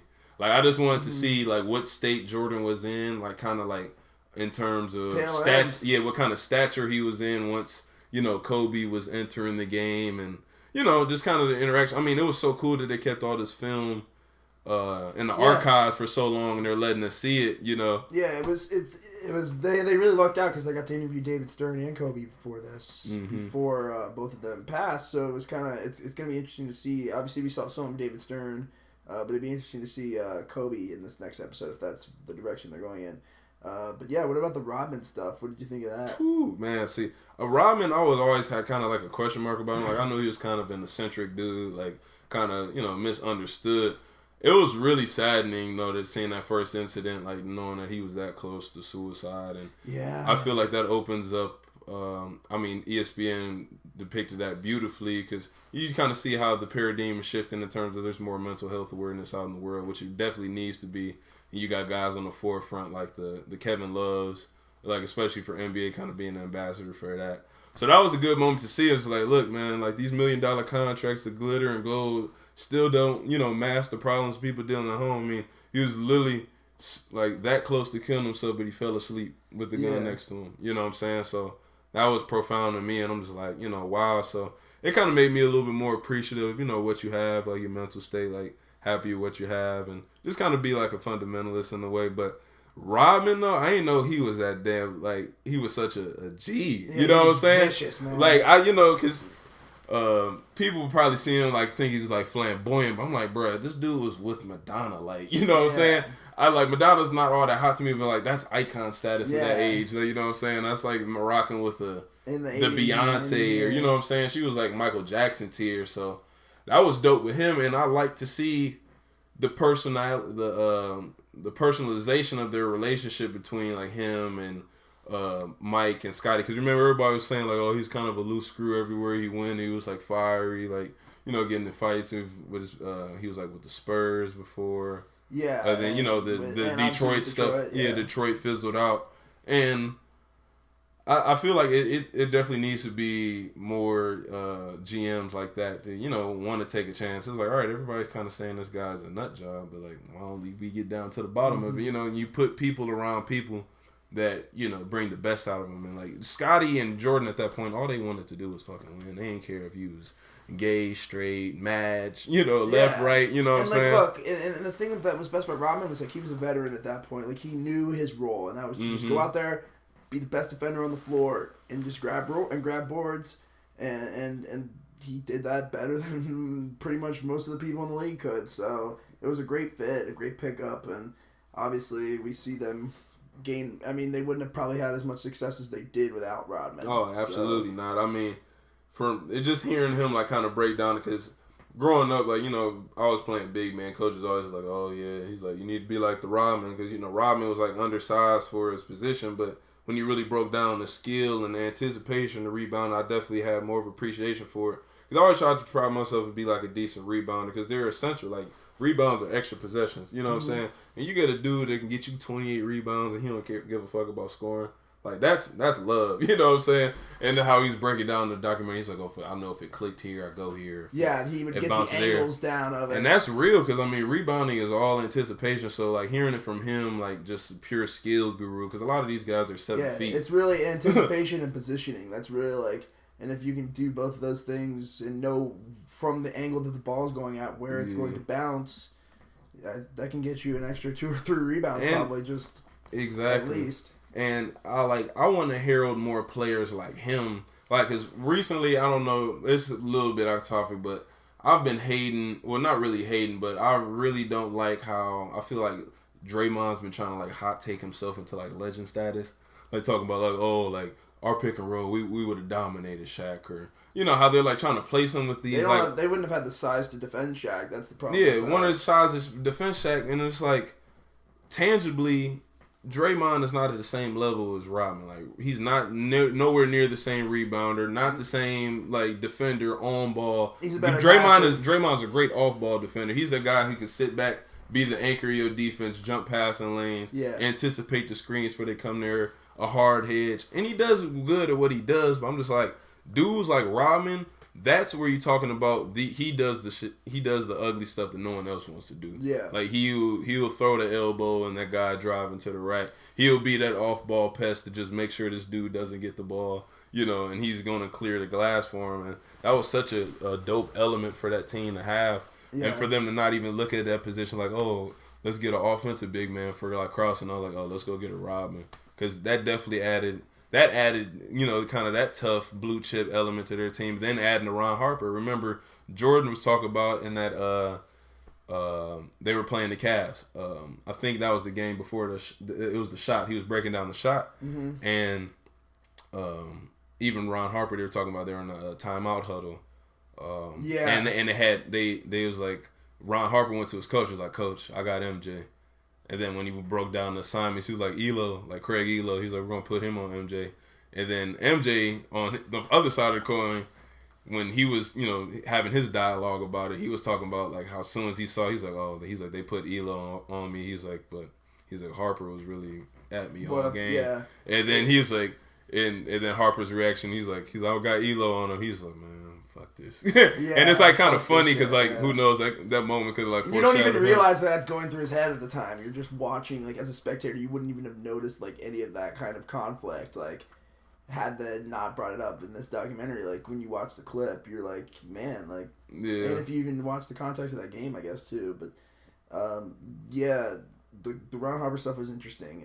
And then just how they became teammates later. You know what I'm saying? So you hit this epic shot on them, send them home. The same thing with Rodman. I mean, Rodman beat them 2 times in a row in the late 80s in the playoffs, and they had a lot of hatred towards him, and the next thing you know, he's on the team. No. But the last thing I want to talk about is the handshaking between the Pistons and the Bulls. When the Bulls finally beat the Pistons. Yeah. And the lack thereof handshaking, and like it's kind of interesting, like how we would probably never see something like that happen again. Like most likely, I mean, you never know. I mean, it's like sportsmanship has become so much more emphasized, I think, in today. And I mean, obviously that rivalry was different. Those two teams hated each other, and the fact that the Pistons got swept in that series was just had to be pretty heartbreaking, but. Yeah, I mean, the thing is about it, like, when the horn blows, it's on, and when the horn blows, it's off. I mean, even if you still got animosity to dudes, like, personally, like, even you use the handshake line to tell them you don't fuck with them, you know what I'm saying? Like, all right, good game, I'm gonna see you next year, or whatever. But I definitely do feel like the walking off is a little catty, especially, like, since... the Bulls were on the receiving end of their ass whoopings and still lost with grace, won with humility, shaking their hands. And, I know ESPN has curated this documentary, but, we're not getting all the uncut stuff that goes between them. You don't know what's said. I imagine a rivalry from Jordan leads you to think. I imagine a rivalry that heated definitely has some stuff we don't know about. Right. But, sometimes I like some people, they try to character assassinate sometimes in instances like this. But honestly, I've definitely been on the receiving end of some losses where I didn't feel like talking to nobody, touching nobody, and I feel like that's a warranted feeling. Like that's natural, that's organic. Like losing sucks. Like you know what I'm saying. People are going to feel that, but you're in a professional realm, sportsmanship, optics are a big thing. So. And obviously, looking back, they should have shook hands. If you give the media an inch, they'll take a mile. Exactly. And it was blown out of proportion then, and I can only imagine what the reception of something like that would be on Twitter, on NBA Twitter nowadays. And that's the thing too. Is like that probably happened back then. It was in the articles, but like now we see something. Oh, minutes after. Oh, it's on my Twitter feed. Oh, dang, it's on IG. Now it's on the talk show. Now it's in an article. You know what I'm saying? There's definitely way more mediums for like stuff to travel and like. For people to try to match their own interpretation of it and like try to stir the narrative, but I mean at the time, like you should have shook their hand. Like you've been whooping their ass all like that. Yeah, like for real. Like at this point, I'm like, oh, good game. You earned it. But it wasn't too significant. It was definitely interesting. I mean, cause I like we talked about earlier. We like seeing real rivalry. We know that was real emotions between them two teams and. I want to see something like that. Yeah, like, I maybe hope with the Cavs Warriors, we got a little bit of that, but not really to the extent. And then really blowing up. And just the fact that like it lost its pureness in the rivalry once KD was inserted. Right. And like I 100% agree. And like as a GM, okay, like if I'm fielding free agents and KD wants to come here, I'm not telling them no. So from a business standpoint, I understand the Warriors, but in terms of the spectator, in terms of the merit of the rivalry and the dynasty, that definitely was a cloud to it. And that's why I just kind of like seeing this documentary is great because it just feels like organic hoops. Like, it's just like nostalgic, and that's organic hoops. Like, and that point that you make about the Warriors and Cavs is so frustrating now because you see this season was the most wide open the NBA has been in probably a decade. Mm-hmm. Where there was probably 3 or 4 teams from the East and 5 or 6 teams from the West that you could see going to the finals at the beginning of the season. Like, and there's very rare that you see that. I mean, for the past years we had seen Warriors, and now the West is just Wild West. Like, you don't really know. It could be the Rockets. Maybe it could go on a run in the playoffs. Who knows? Or the Nuggets or some of those other teams. You can see going on a run and possibly doing something. And then obviously in the East you got the Bucks and the Sixers and the Raptors, who were surprisingly great this year. And it's just a shame because this was going to be a really awesome playoffs, and we just kind of gotten robbed of it, and who knows if it's even going to happen. It was. The only, so I have 2 takeaways. The good thing about all this, we're about to see, once basketball resumes, hopefully, we can see a healthy John Wall. We can see a healthy Klay Thompson. Hopefully he doesn't a slip healthy in the shower. KD, healthy Kyrie. So this is like an extended, vacation for, because, I mean, think about it. When's the last time you think of an NBA season, everybody just entered day one all healthy? Yeah. It's huge for my Sixers because I'll tell you what, this quarantine was huge for the Sixers because because Ben was hurt, Joel was hurt, the team was struggling, and, if the playoffs end up happening in, some off gym, it could be big because the Sixers were one of the worst road teams in the NBA this year, and so if they can be playing in an empty gym, maybe that could help them, focus a little bit more. I remember that take of yours for real. No, but that, and but I definitely liked the parity where the league was. Honestly, I've always thought the West was, and even before, the West traditionally in my upbringing has always kind of been the most open conference. Yeah. I mean, over years, we were 1 through 8 seeds, we're all winning 50 games, so that showed that. But this year, I felt because I feel like the past years in the East, we've seen the East so top-heavy, and then the rest not really, measure up. I feel like it was the opposite. For the West, the only real contenders I saw out West were both LA teams. Mm-hmm. I can't even form my lips to say Rockets because, I mean, that's Harden and Westbrook in their first year. Yeah, no center. Yeah. I don't like that centerless basketball. But the bottom half of those teams, like the Pelicans or the Mavericks, those are teams that I don't think they would have upset anybody. They wouldn't upset a Lakers or a Clippers, but they can sneak into a second round, maybe make it a harder series. I thought they'd be a 7 or 8 seed. The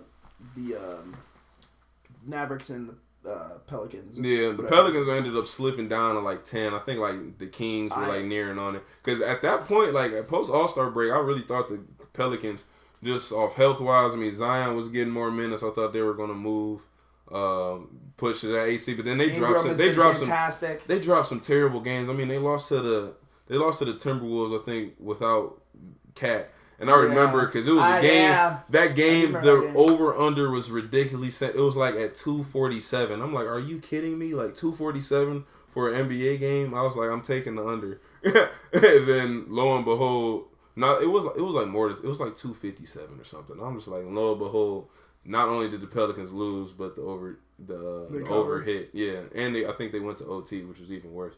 But anyway, but the East was real interesting to me in terms of candidates, because obviously way more interesting than because the Bucks, is illustrious as they are as that 1 seed, they got worse. The fastest team to clinch. I still think they're just as vulnerable as years past. Mm-hmm. Last year was probably one of their best years to do it. I think they still had Mirotic there. Bledsoe crapped the bed in the playoffs as usual. Yeah, I mean they choked against the Celtics the first year, when the Terry Rozier Tatum run was happening.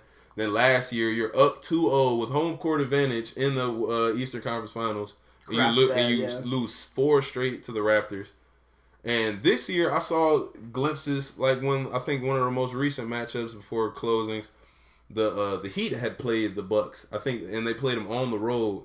and they whooped them. Yeah, I remember watching that game at a bar. Yeah. One of my dark horse teams in the East were the Heat because I liked the Heat a lot. I predicted them to be a 4 seed. I loved how they were constructed, and I felt like they were really good at home, which is a good selling point for come playoffs. But another aspect was their defensive adaptability. They could play and scheme against almost any team. I saw them run a zone against your Sixers, and literally they were down 8 and then ended up going up 15 on one run. So, like, and Spoelstra doesn't get enough credit as a good coach as he is. He's a great coach. He's honestly, like, one of the best coaches in the East. I mean, because from all stages, like the D Wade to the Bron, and even the post Bron, post D Wade, they've still remained relevant, you know. And I was really enthused to watch them. The Celtics were getting good at a great time. Tatum was starting to erupt. It's something about the Celtics these past few years. It's like they're like, the theme is like next man up. It's like their team shows you a better version of themselves when it's a key injury. Because it was like while Kemba went down, Tatum went on a tear. I'm talking like averaging damn near 30 in that span. And it was the same thing. Like when Kyrie got hurt, you saw more of a Terry Rozier, more of a Tatum. Like, there's something about that team. It's just like their depth.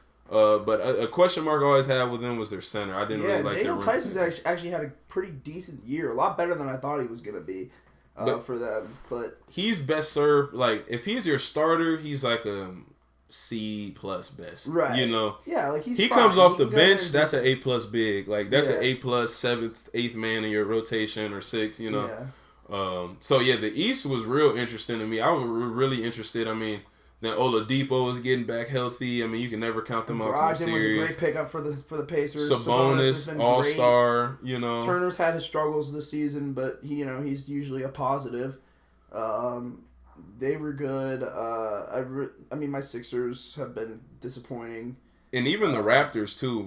Toronto, man. What they did without Kawhi, like seeing the more ball, because that's the one thing. That's like sometimes like the addition by subtraction works because somebody gets more ball share. And the thing with the thing with Kawhi last year, Kawhi is not a dominating ball share as like a Bron. Like, you know what I'm saying? He's not a primary playmaker. Yeah. It was so many times last year I'm watching that Warriors series. Like they'll have like 5 straight possessions, or like, you know, they go down the floor. Kawhi don't touch the ball for like 4 or 5 possessions, and that's not a bad thing. You know what I'm saying? And it alludes back to what we were talking about, the essence of team basketball, where you're using your primary guy, but you're using him in more of a team efficiency, so your team could be greater. Mm-hmm. So like when they acquire like the Marc Gasol midseason, like that was a great pickup, you know, in the re-sign. Dude, and Marc Gasol was huge for them in that series against the Bucks because they did the smartest thing they could, which was just load the paint.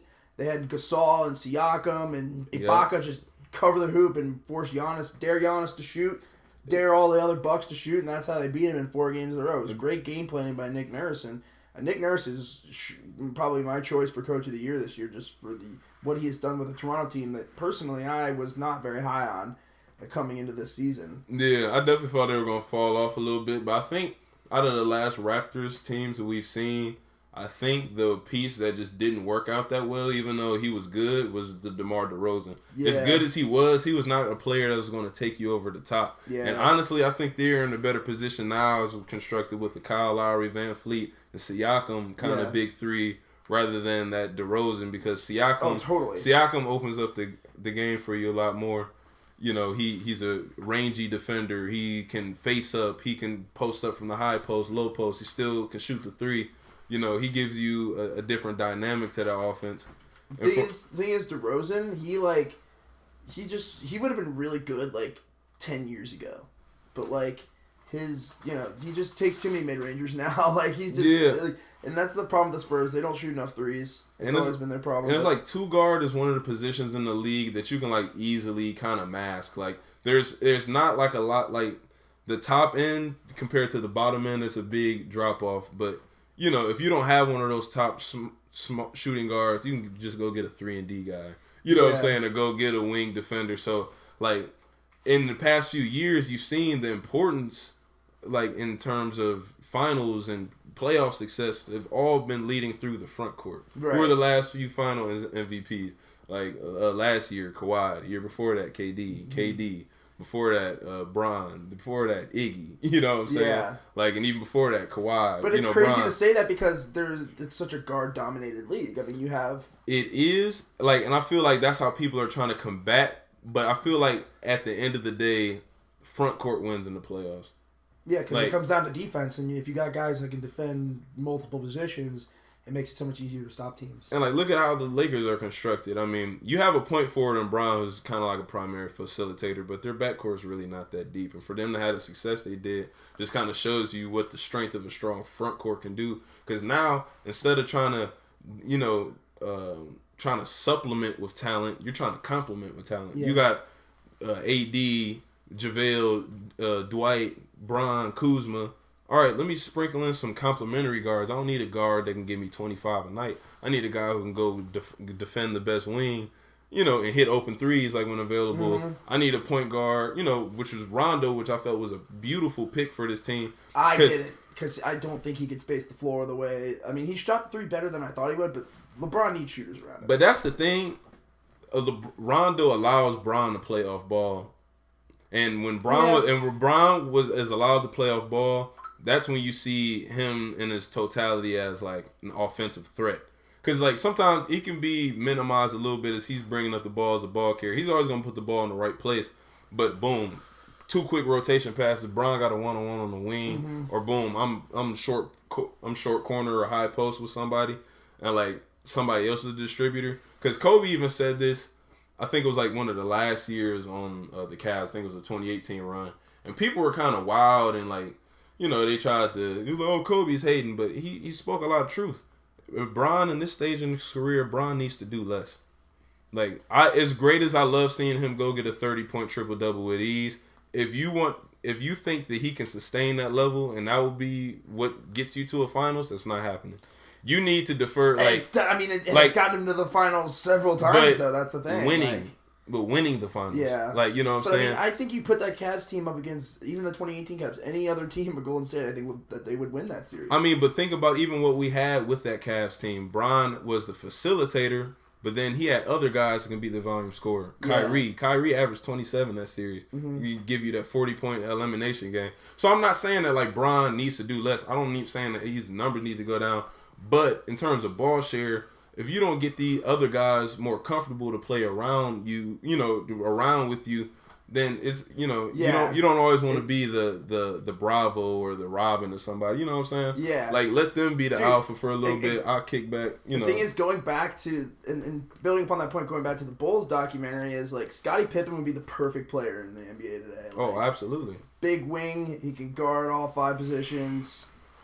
Can give you 20+ a game. Like, he would be ideal in this league. And that's why I think where all the buzz around and, like, the love around players like the Kawhis of the world is because he's kind of like an off-ball star. You know what I'm saying? Yeah. Like, he can be a star. And Klay Thompson. That's why Klay Thompson is one of my favorite players in the league because he's elite at an elite level that doesn't demand the ball. Like, if he was on the team, like, probably away from Steph, he can probably average 30 a game just from, like, how he plays. Like, you know what I'm saying? He dropped 63 points with, like, 11 dribbles, so... Klay's legit. He's the best 3D player of this decade. But, yeah, so, like, I definitely feel... Like, I know what you're... Like, people say, like, oh, it's starting to become, like, a guard-dominated league, but you really haven't seen a guard dominate the league outside of Steph. You know what I'm saying? Harden. I wouldn't even say he's dominated the league. I mean, he's dominated regular season and scoring titles, but that hasn't translated to anything. Maybe not in the postseason, but I mean, he's dominated the league. It's hard not to say that. Like, he's dropping 30+ a game, like, on a regular basis. Like, he could put up 20 in his sleep. I mean, just off of free throws alone, pretty much. I mean, and it also goes into officiating. I mean, now our NBA is in the age of inflation where. Yeah, it's all 100 points is an average, or even sometimes below average game. Back then, it was like 87, 83, right, 79, 82, 101, 98, stuff like that. So, I mean, it's definitely a paradigm shift. But what was something that really stuck out to you in the Jordan doc that you didn't know before that you were really wild about? For me, it would be like how much the refs let them get away with. Like, that would be for me. Like, it was crazy to think, like, there would be fights going on and guys wouldn't even get ejected. You know, and like nowadays, if you lay a finger on somebody in the wrong way, you're out. You know, it's like, so it's very interesting to see how much stricter they've gotten, and obviously it's because of the public image of the NBA. They want to keep that as a professional thing, like, and I get that, like, so I mean, it totally makes sense, but it's crazy to see how much more evolved it's become, and also just like the reliance on the paint has gone down so much now. That's something that really stuck out to me. It's how much more they relied on scoring the paint, how much they relied on having a good big man. Like now, you see the Rockets, like you said, playing literally centerless basketball. With no this boneless basketball. PJ Tucker playing center. But yeah, thanks for coming on though, man. This has been an awesome conversation. No, shoot, anytime, man. Yeah. This is great. I'll talk sports anytime. Talk about a little bit about Glory Sports before you go, and what direction you want to go with it. Exactly. Well, now since I have a lot more free time, Glory Sports was kind of a passion project I started up. I believe it was my junior year. Yeah, going into junior year, I would actually apply for the job I hold now. Well, not now because we're all like laid off and stuff. Yeah. I was working. I was an athletics communications student assistant with an office. So we handle like I was assigned to men's tennis, so we do like press release, graphics, social media stuff, and also help out with like game day operations. But so I applied for that job at the beginning of my junior year and actually got rejected. So in the meantime, I was like, man, I had just switched my major to sport industry over that summer. I was like, all right, I got to start, building some type of, portfolio or proof of work, for myself and just some type of release. I wanted to build the skills. I was like, I know I can talk sport. I talk sports all day. Yeah. I was like, I might as well put it in writing. So I kind of started Glory Sports Network. We're trying to kind of be a fresh twist as like sports journalism. I'm not really too focused or excited on trying to spin narratives and hiding the drama and stuff. I really just like to talk. A lot of that stuff is just for headlines. Like, you want to have credibility. I don't care about clicks. I care about content. Like I want to talk. I want to talk objectively about the ins and outs. I want to talk about trends and patterns I see. I want to talk about tendencies. I like making hot takes. Stuff like that. I liked your weekly fantasy picks you were doing during the season too. And that helped me with my team. In the future, I definitely want to. One of the things I definitely want to improve on is my consistency with it because it was hard to. I was balancing the struggle. You're still a full-time student. Full-time worker in the office and stuff. Trust me, it gets demanding. But I love it. And now since school is over, I have a lot of downtime, especially in quarantine. I'm definitely going to get back in the swings of things. I want to keep coming out with football, basketball content, preseason, off-season stuff like graphics, just and other commemorative things. I think another reason why I started Glory too is it's a lot of smaller scale sports and even women's sports get overshadowed a lot in the sports world. And me being a sport industry major, I started realizing that. I started seeing the data behind it, like in terms of media coverage, and it's such a wealth of sports to talk about. Even outside, I mean, now I know we see a lot of headliners talk, it's always Bron this or Brady this, you know what I'm saying? It's so much more to meets the eye, and I just always want to try to keep pushing the envelope and dig in and look at different intersections. There's too many LeBron stories. You're right. There's just too many LeBron stories, too many Tom Brady stories, like, and not enough disparity. Let's talk about. There are always people having the same conversation, saying the same thing, just at different times. Like, how many times have we seen the Jordan versus LeBron debate that I don't think should be even had yet? Yeah. Because LeBron's career's not over. So it's like, that's something you see all the time on sports. So I like how you're kind of going to take a different angle and maybe go for some stories that nobody's talking about, because that's really how you get noticed, is by doing things people aren't doing. Doing something new. I strive for authenticity, so I'm definitely excited to do that. I mean, and it's honestly like something I just do out of passion. Like, I know sometimes people try to like monetize early. It's not really anything I'm trying to sell or promote. No. Like, I'm just honestly trying to build a solid community of people to enjoy sports and all that comes with it. So, but thanks again, TJ, for having me on the show. Thanks for coming on, man. This was great. And anything you want to plug social media wise? Obviously, Glory Sports. Check them out. Follow us on Twitter at Glory Sports Net, and on Instagram at Glory Sports Network. Expect some content coming soon. And stay safe, people. Yeah, stay safe. Keep your distance. Yeah, keep your distance. And also, just subscribe to the podcast. You know how to do it. Apple Podcasts, Spotify, Google Podcasts, iHeartRadio. any of that stuff. YouTube, check it out. Listen to the old catalog. I'll be back probably, I don't know, soon with some more stuff. Check me out on social media, Twitter, Instagram. You know the deal. And Cam, thanks again for being on. Check out the Jordan doc, by the way. Really good. And The Last Dance. Maybe I'll talk about it later. I don't know. Who knows? But thanks, everybody. And we will see you on episode 20. Peace.